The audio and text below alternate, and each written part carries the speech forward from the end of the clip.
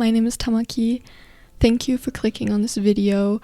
I'm sure you just want to get right into it. No worries, we will. Just a short, I don't even know. Hi, I haven't made a video in I think a few weeks because I had to finish my bachelor thesis.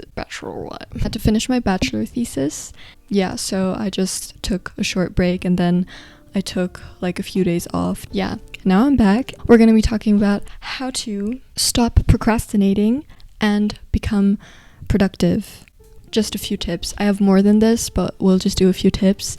So welcome to my TED Talk, everyone. And I actually made a PowerPoint. I'm so proud of myself. Like, who am I? Let's just get into it. How do you do this?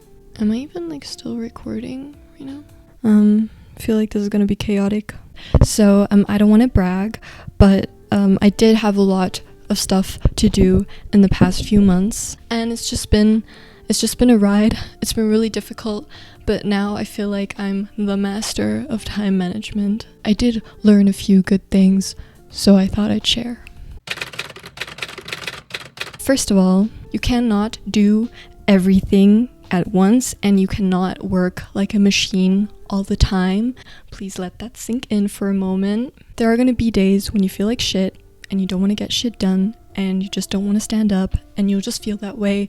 That happens. That's normal. We are human beings. I'm just saying that because I had to learn that because I'm a perfectionist. So it can be really difficult to not be hard on myself. And that's why this is really important to understand. Like, it's okay if you have off days. That has to happen sometimes. The tip that I've learned that really helps is to actually choose like a day or two in the week. Like, if you can, 2 is great, but if it's really stressful, half a day or at least a day, a few hours a day where you just really choose to do fucking nothing, okay? Where you just really decide to chill.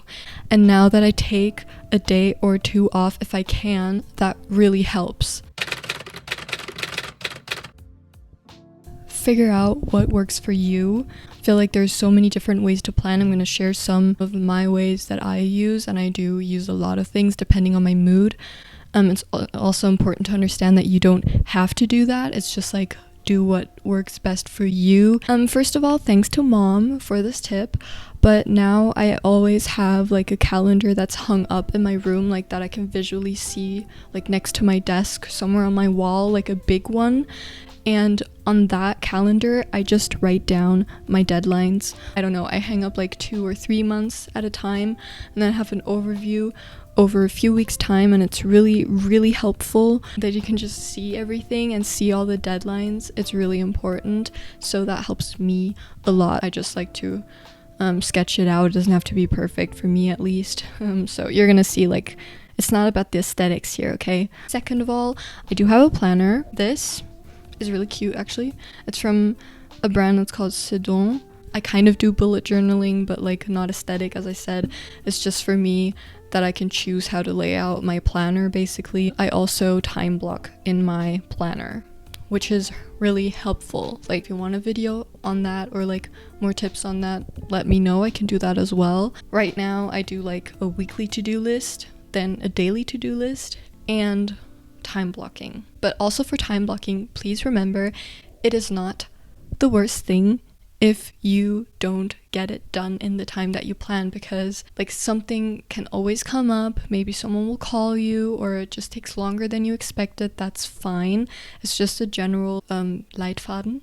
Oh my god, Leitfaden. So you just have like an idea of when you can get stuff done, and it also shows you how much time you actually have in a day, which helps me a lot, because then I realize, okay, I do have the time, like I can get it done, and I have a lot of hours in the day that I can plan out, and that's really helpful for me.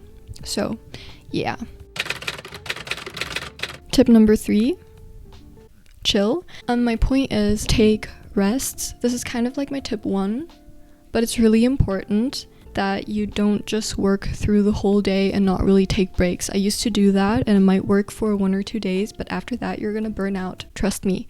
If you don't, you're like, that's crazy. But if I do that, I'm gonna burn out sooner or later. So really plan in your breaks I'd suggest at least 30 minutes a day or an hour a day if you're really busy, like around lunchtime or something.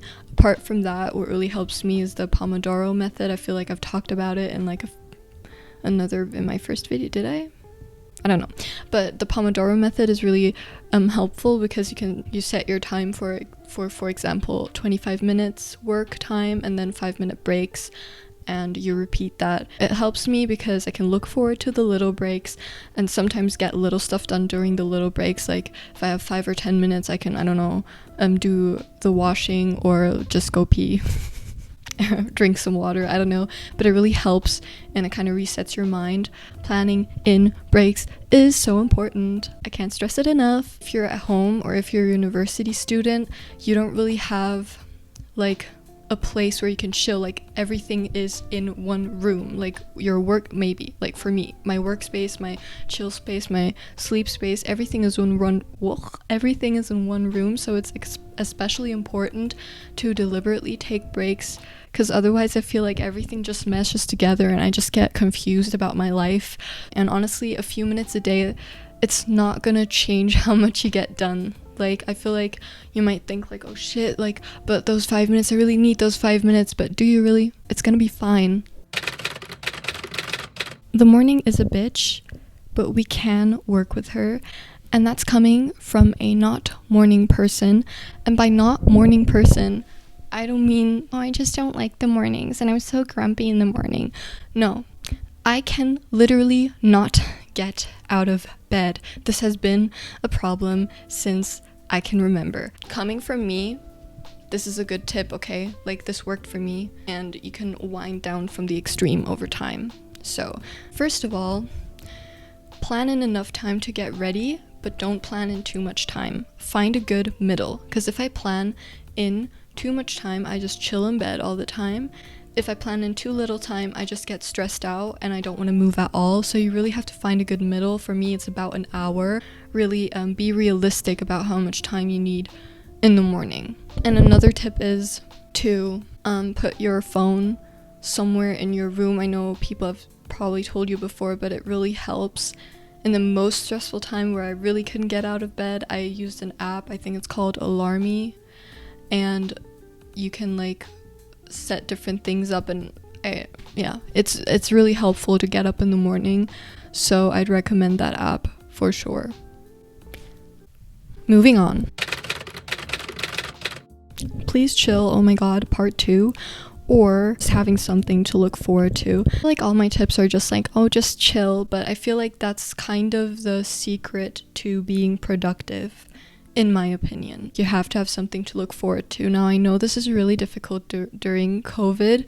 Normally, I would just like meet up with friends after university, work, whatever, or like go out in the evenings or something, and that would be something for me to look forward to, and it would really motivate me to get my shit done until then, because after that I can't do it anymore. I can't postpone it until like the evening. I have to get it done then, and that really helped me. So having something to look forward to is so important.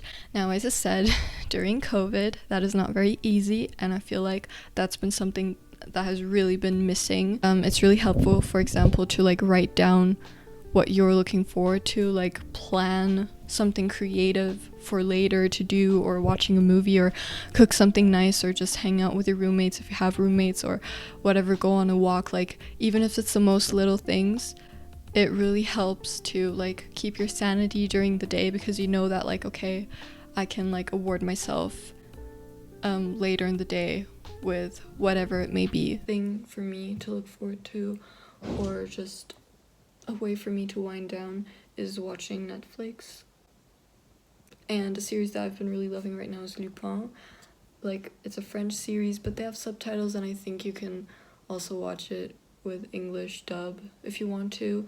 But it's just really good, and it's really suspenseful, and I've been having a lot of fun watching it, so that's like a recommendation for me. And here you can see the calendars that I stick on my wall.